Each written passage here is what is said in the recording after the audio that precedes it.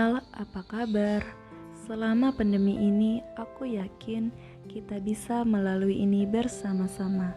Belakangan ini, seharusnya kita mendengar berita mengenai kasus COVID-19. Namun, apa yang terjadi? Hampir di semua media berita membahas tentang kasus korupsi yang ada di Indonesia. Lagi dan lagi aku mendengar kasus semacam ini. Hanya beda waktu dan orangnya saja. Pemerintah yang kita anggap, orang yang kita percaya untuk mengurus negeri ini, malah berbanding terbalik. Survei membuktikan bahwa angka kemiskinan yang ada di Indonesia meningkat 0,56%, di mana ada 26,42 juta orang miskin di Indonesia. Angka yang menunjukkan bahwa tak sedikit rakyatmu miskin. Selama COVID-19, kami mengharapkanmu membantu sedikit perekonomian kami. Karena hal itu, pemerintah telah mengeluarkan beragam kebijakan untuk meringankan beban hidup rakyat selama COVID-19.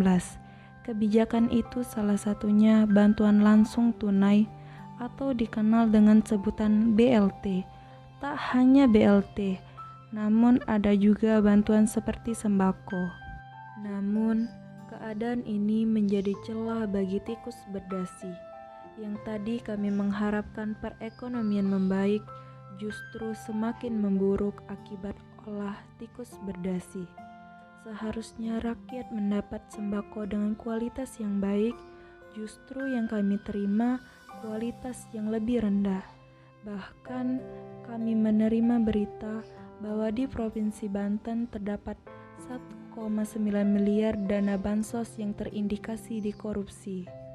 Dan sangat menyedihkan, aku sempat mendengar berita yang sedang trending di dunia maya, perihal kasus korupsi yang dilakukan oleh Ahmad Yani selaku Bupati Muara Enim yang terbukti bersalah dalam kasus dugaan korupsi 16 proyek perbaikan jalan.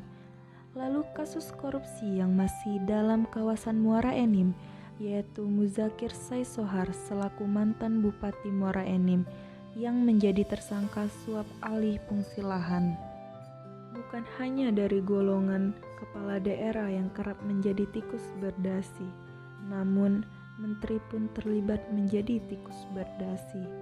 Menteri Sosial Juliari Peter Batubara telah ditetapkan sebagai tersangka oleh KPK terkait kasus dengan dugaan pengadaan bantuan sosial penanganan COVID-19 dan turut menjerat penjabat Kemensos dan sejumlah pihak yang menjadi pemberi suap. Lalu, Menteri Kelautan dan Perikanan Edi Prabowo menjadi tersangka atas dugaan suap sektor benih lobster.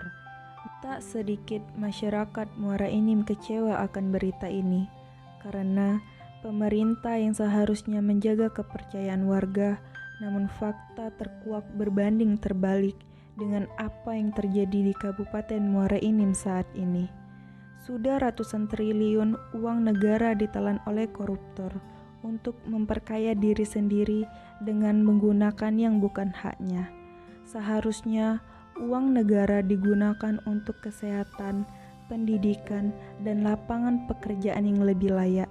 Jika uang negara ditelan oleh koruptor, bagaimana negara kita bisa menjadi negara maju seperti negara tetangga?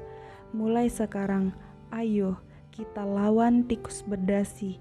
Jangan kasih celah untuk mereka melakukan tindak korupsi.